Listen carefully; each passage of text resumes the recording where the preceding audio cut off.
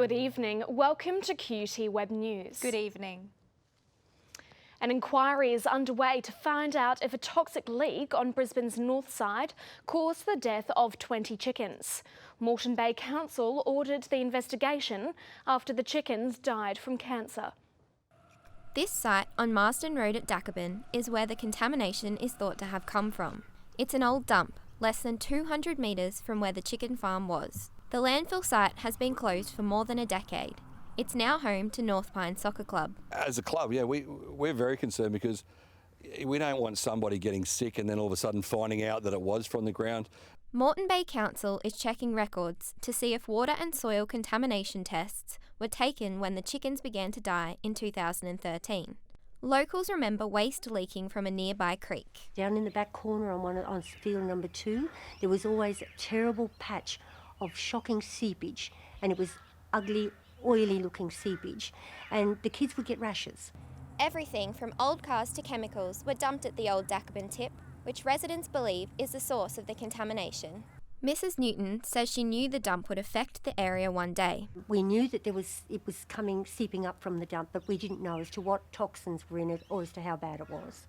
Current tenants want testing as a priority. We would like the council, the Department of Environments to investigate, not to be rude, if they can spend money on other clubs in the area. Residents first raised concerns 3 years ago.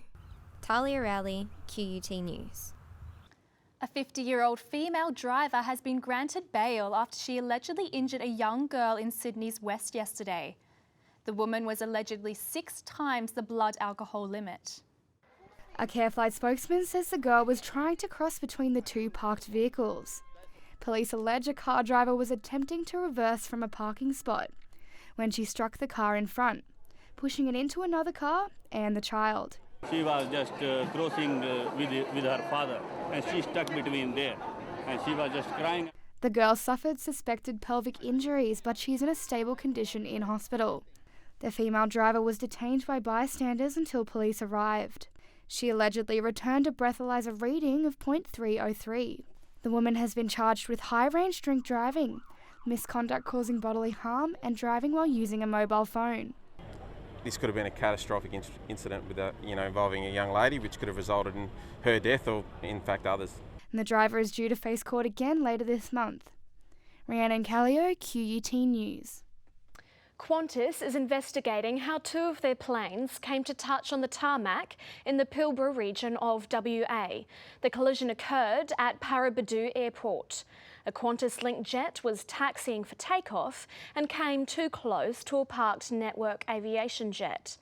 The passengers said they could feel the impact as the tails touched. Brisbane City Council's 12-month trial of peak hour bike lanes along Annerley Road has ended.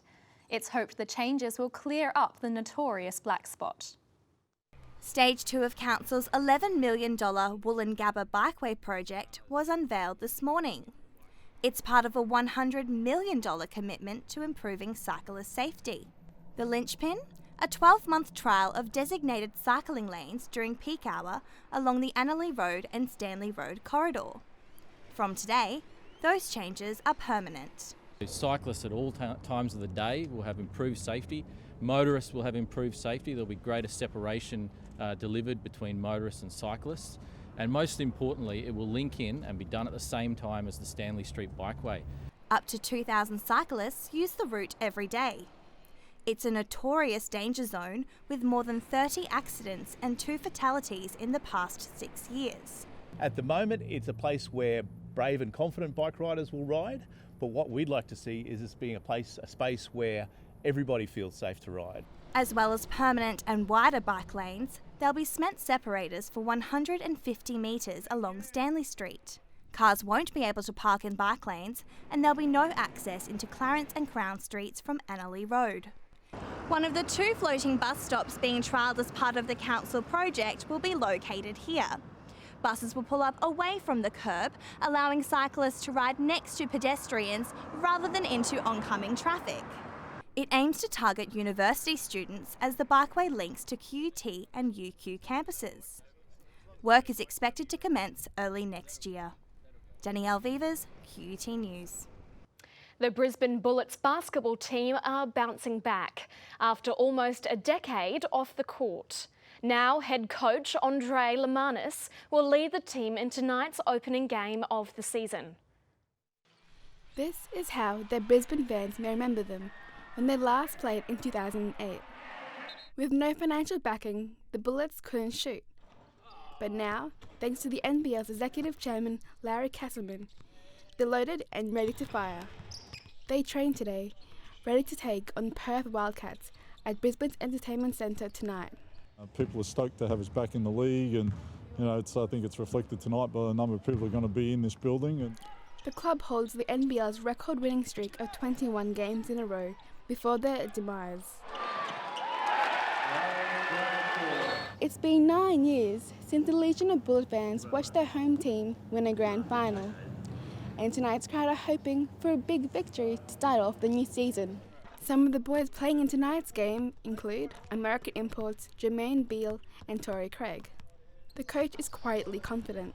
When you get old like me, you just realise that the most important thing is staying focused in the moment and taking care of business as it unfolds. Former coach Brian Curl will call tonight's match on ABC Radio. The Bullets are one of 8 teams competing this season. Tanya J. Lopez-Vito, QUT News. The Western Bulldogs have capped off their fairy tale football season with an emotion-charged awards night. Coach Luke Beveridge revealed injured captain Bob Murphy returned the medal he was given on grand final day. He returned the Jock McHale medal. The medal will go in the Western Bulldogs Museum as a symbol of the camaraderie and respect that Bob has fostered over the course of his career. It made for an emotional ceremony. 20-year-old Marcus Bontempelli won the Charlie Sutton Best and Fairest medal. It's shaping up to be a big weekend of sport, with the Wallabies to face Argentina in London. But back at home, all eyes will be on Mount Panorama, where cars are ready for action for Sunday's Bathurst 1000. Crowds flock trackside today as cars practice for Sunday's showdown. The defending V8 supercar champion unveiled his new matte black Ford Falcon. He hopes the new car will help him win Bathurst for a second occasion and save his title defence. It looks like it can win, which is half the battle. You look fast, you get into the opposition's mind, they think it looks racy. TV coverage continues at midday tomorrow. The Wallabies are looking to continue their success at Twickenham when they take on the Pumas in the Rugby Championship. They aim to bounce back after last week's loss against South Africa in Pretoria. Australia hopes to repeat last year's success against Argentina at the same ground. It's nice to come back and, I guess have those memories sort of lingering. But I guess the other thing is we're under no illusions that it's going to be tough. And the red carpet was rolled out in Sydney for the annual Women in Sport Awards. Olympic rower Kim Brennan was awarded Sportswoman of the Year. Cyclist Anna Mears was recognised for her leadership role in the Rio Olympics. Lessons learnt through sport have shaped me who I am in my life and the person that I am. And it was a real honour.